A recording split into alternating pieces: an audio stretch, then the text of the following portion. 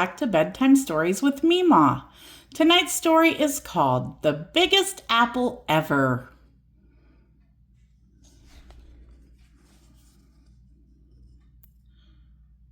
Once there were two mice who fell in love with the same apple pie, but you had to be there to see how it happened.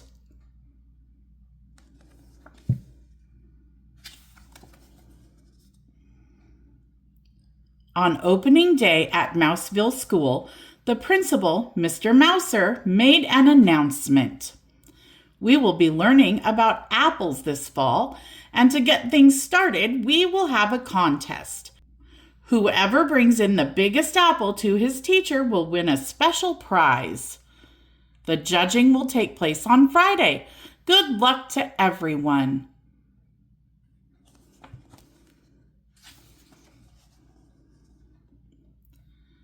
I have an apple tree in my backyard, said Penelope.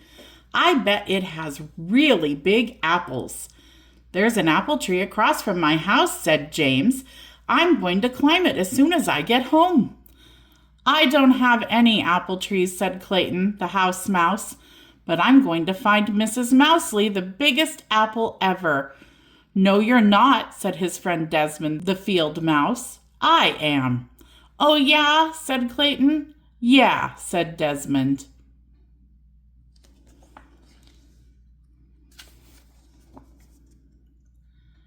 All the way home on the school bus, Clayton and Desmond talked about the contest. Maybe I could grow an apple tree with really big apples, said Clayton. It takes too long, said Desmond. I heard Mrs. Mousely say 6 years. I'll think of something, said Clayton. So will I, said Desmond.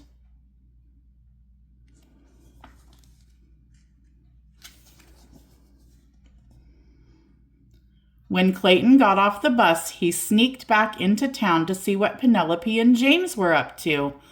Penelope had come down from her tree. She was carrying 2 tiny apples. James was still up in the tree across the street.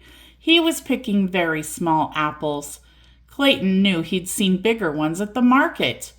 When Desmond came by a little later, he realized the same thing.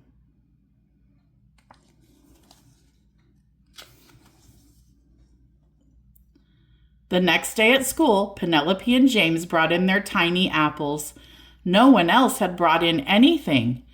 Mrs. Mousely cleared her throat. Class, we have a lot of work to start this year, but because we are learning about apples and having an apple contest, we will go to Barnaby's orchard this afternoon. Everyone got very excited. I'm going to find the winning apple, said Clayton. I'm going to find the winning apple, said Desmond.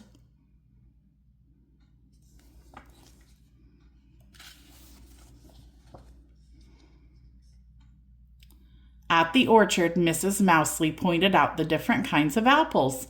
Then everyone disappeared into the trees, looking for a winner. Clayton walked down one row, craning his neck. Desmond walked down another row, craning his neck. Then Clayton saw what he thought was a really big apple. It was a little too high to reach, but he stretched for it. At that moment, Desmond saw the very same apple on the very same branch. He stretched for it too. They bumped heads and fell down. I think we should bring this apple in together, said Clayton. No one said we couldn't, said Desmond.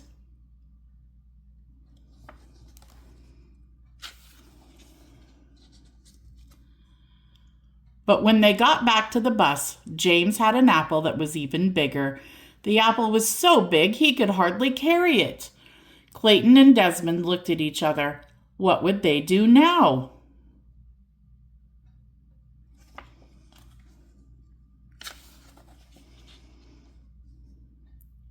That night at dinner, Clayton explained the problem to his dad. Said Dad. Apples don't come in too many sizes. Do you think you'll find a bigger one? I don't know, said Clayton. Then maybe James will win the prize this time. It's okay if he does. Over at Desmond's house, Uncle Vernon said exactly the same thing.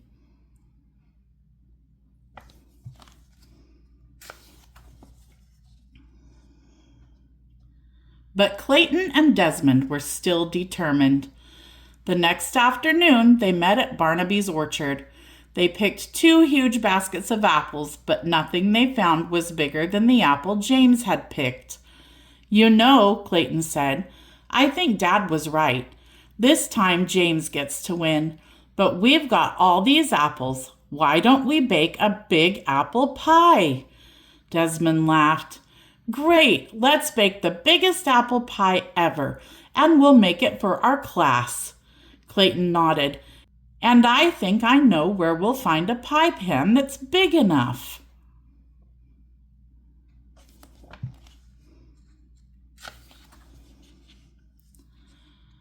The following afternoon, Desmond arrived at Clayton's house with Uncle Vernon. "Everything's packed up and ready," Clayton said. "It's all in Dad's truck." "But where are we going?" Desmond asked. "You'll find out in a minute," said Clayton.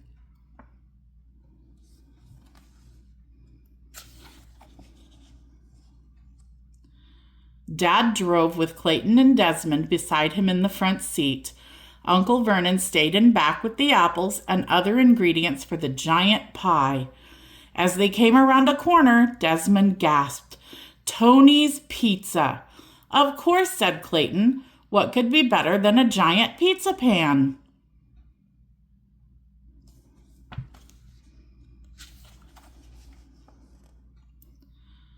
Mr. Tony greeted them at the door. "Welcome, welcome. We are ready to begin."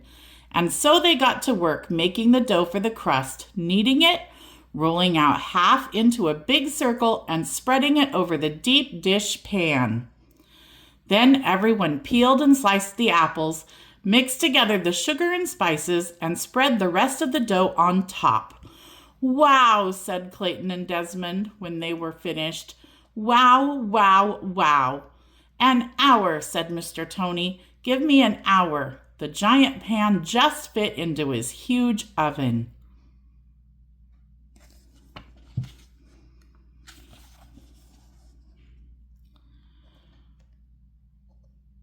The next day was Friday. Who would have the largest apple? James, of course. And Mr. Mouser handed him the prize, a cheddar cheese apple. Mrs. Mousley looked surprised. "Clayton, Desmond, nothing from you?" The 2 of them grinned. At that same moment, the classroom door flew open. In came Clayton's dad, Uncle Vernon, and Mr. Tony, struggling to carry the giant pie by themselves.